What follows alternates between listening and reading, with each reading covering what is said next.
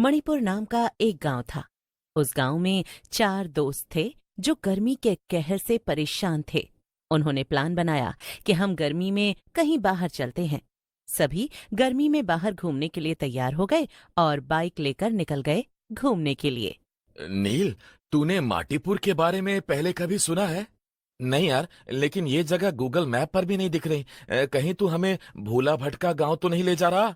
आरव, तूने कहा था यहाँ पुराने मंदिर और बावड़ी हैं, लेकिन ये जगह तो सुनसान और वीरान लग रही है। शायद यहीं की गर्मी लोगों को भगा ले गई हो। धूप बहुत तेज थी। दूर दूर तक कोई नजर नहीं आ रहा था। गांव में घुसते ही पेड़ सूखे हुए, कुएं सूखे और घर खंडहर नजर आते हैं। एक टूटी झोपड़ी के पास से आवाज आती है। वो लोग उस झोपड़ी के पास जाते हैं और देखते हैं कि उस झोपड़ी में एक बूढ़ी अम्मा खटिया पर लेटी हैं। कौन हो तुम लोग? यहाँ क्यों आए हो? हम सिर्फ घूमने आए हैं अम्मा। ये गांव वीरान क्यों है और यहाँ के सब लोग कहाँ हैं? माटीपुर अब जीते जागते लोगों की जगह नहीं रही बच्ची।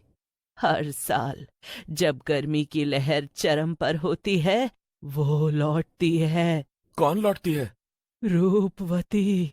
हाँ, उस रूह का नाम है रूपवती, जिसने कभी अपने जलते हुए तन के साथ ये श्राप छोड़ा था कि जब तक ये धरती तपेगी तब तक वो हर आत्मा को भस्म करेगी।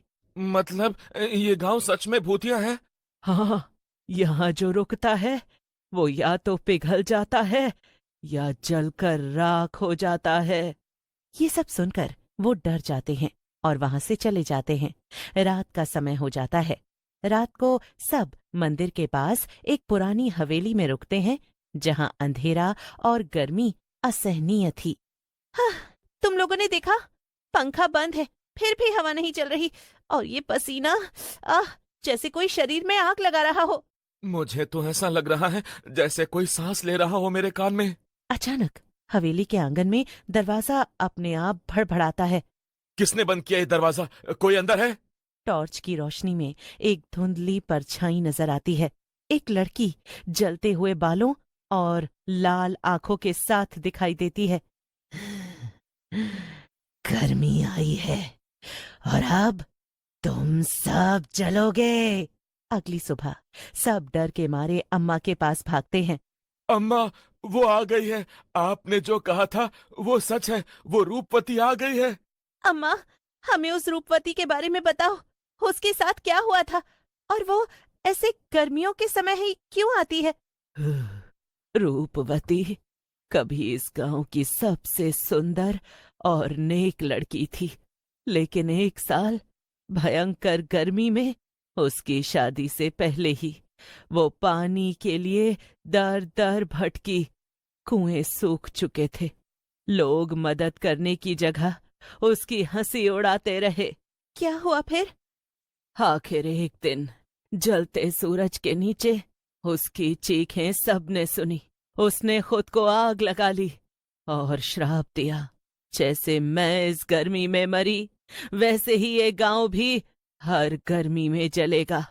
तभी से हर साल लू के साथ उसकी आत्मा लौटती है।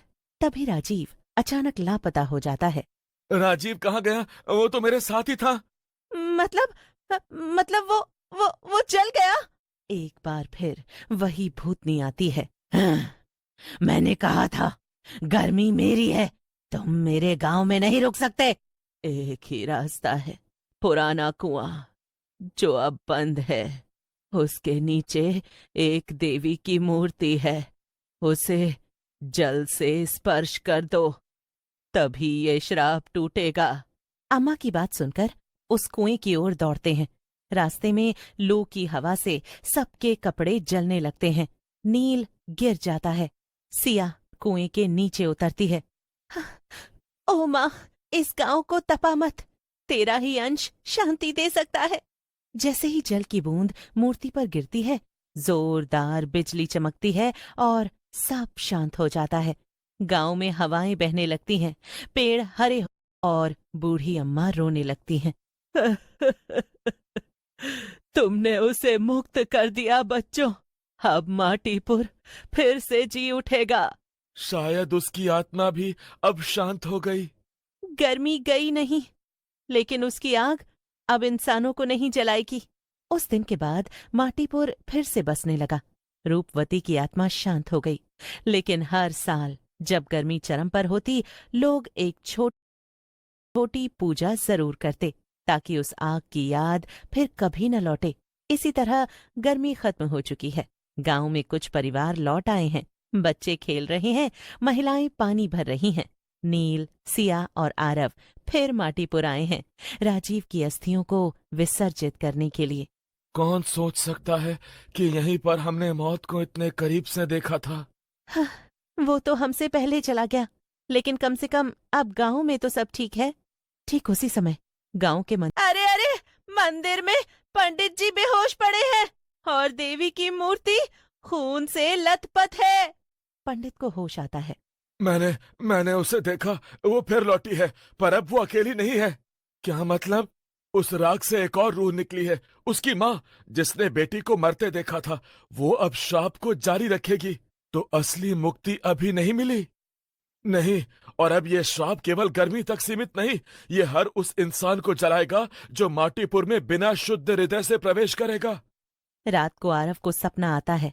राजीव उसके पास खड़ा है। आरव चौंक कर उठता है। कहीं उसका शरीर पूरी तरह भस्म नहीं हुआ हो, या उसकी आत्मा भी अब एक सांप बन गई हो। फिर सुबह गांव में खबर आती है कि कुएं से अजीब आवाजें आने लगी थीं। मंदिर की सीढ़ियों पर हर सुबह राख में एक जलते पैर का निशान मिलने लगा था। गांव वाले परेशान हो उठे। हाँ, हमने तो सोचा था अब सब ठीक हो जाएगा।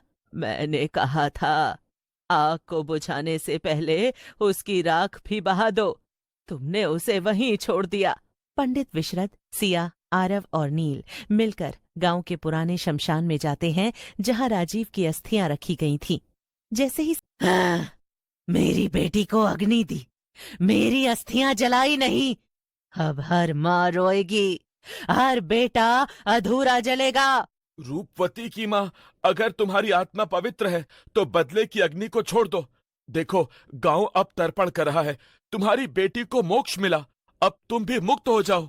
एक पल को सब शांत हो जाता है। फिर पंडित विशेष पूजा करता है।